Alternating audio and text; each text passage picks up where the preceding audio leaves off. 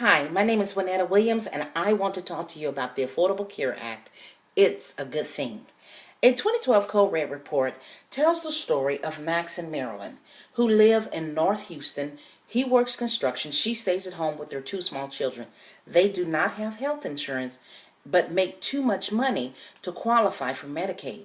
Marilyn is 32 years old. She's suffering from a ruptured eardrum, which is extremely painful. It is a problem that can be repaired surgically, but without insurance, it has been very difficult for the couple to find any healthcare organization willing to provide care for Marilyn. Max makes about $2,000 per month, about the amount required for the surgery. And while they try to raise the money, Marilyn continues to suffer. If this problem remains untreated, the doctors say that Marilyn could go deaf. Now, think about that for a moment. Imagine being a mother that will not be able to hear the voices of your two young children crying out to you, or the voice of your husband who wants to tell you that he loves you, all because you do not have health insurance. Max and Marilyn's story is representative of many uninsured Texans and other Americans across this great country. Life is sometimes unpredictable, and citizens who do the right thing, go to work, raise children, pay taxes, can find themselves in desperate medical situations without health insurance. In recent years, our federal government has taken steps to ensure virtually every American is covered by health insurance, but it is not without its detractors. Common arguments against the Affordable Care Act are taxes and states' rights. But for millions of uninsured Americans like Max and Marilyn, affordability is an issue. For others, pre-existing conditions is the issue. And still for others, the denial, the belief that it can't or it won't happen to me. Despite the tactical diversion of talking about states' rights, the Affordable Care Act, or the ACA, is a good thing. It provides health insurance at affordable rates, prevents health insurance companies from turning you down because of pre-existing conditions, and it mandates that even the healthy must buy into a health care plan or pay a tax penalty. Now, at this point, you've followed along and find that you can agree with most everything I've said. You believe that insurance is too expensive, and you feel it's wrong to deny a person health insurance just because of a pre-existing condition. Most importantly, you feel bad for Max and Marilyn.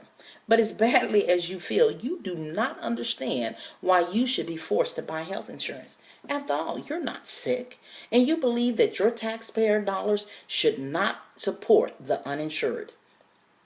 Let me tell you something, they already do. Even before the ACA, your tax dollars were already supporting the uninsured. It's called uncompensated care. A 2012 Code Red report released by the UT system concluded that the most expensive means of delivering health care is the overuse of emergency rooms. So what does that have to do with uncompensated care in your taxes? Well, I'm glad you asked. According to the same report, the uninsured are often unable to pay for medical services they receive.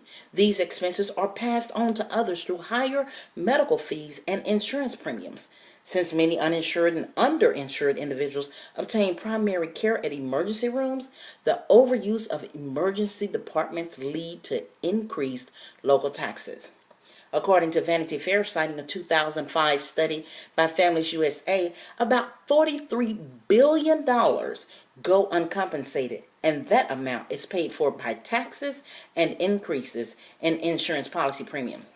So, while it's not your fault, you are already paying through increased insurance premiums and your tax dollars.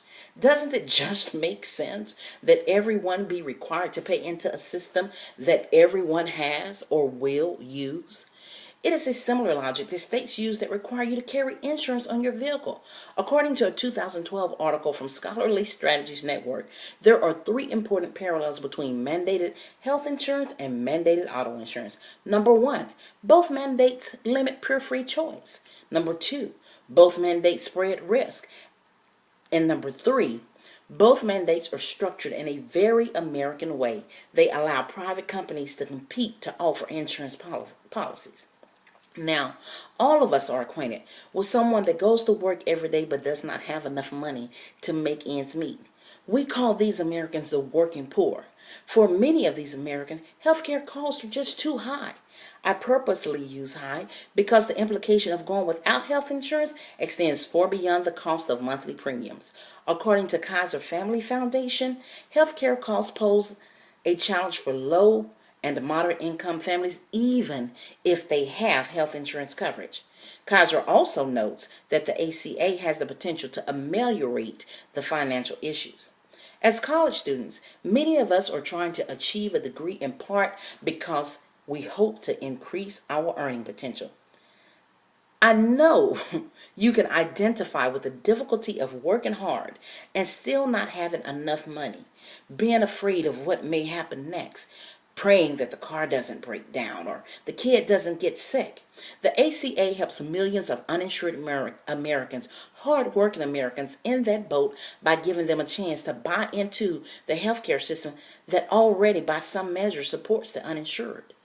Another benefit of the Affordable Health Care Act is it prevents insurance companies from denying coverage because of a pre-existing condition. It is very possible in this country for a person to lose a job and lose health care insurance and go work at another job and be denied coverage because of a pre-existing condition. That's wrong. Another issue, according to the 2012 U.S. Census, is that 27.2% of Americans between the ages of 19 and 25, and another 27.2% of Americans between 26 and 34 were uninsured, the highest of all other non-elderly age groups. Aside from income, the reason that young people do not get health insurance is assumed low risk.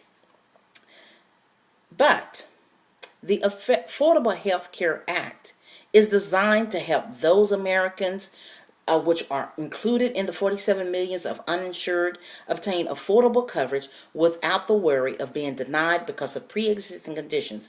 Millions of Texans pay for auto insurance because the state mandates it. Why wouldn't you be willing to do the same for your health? Thank you.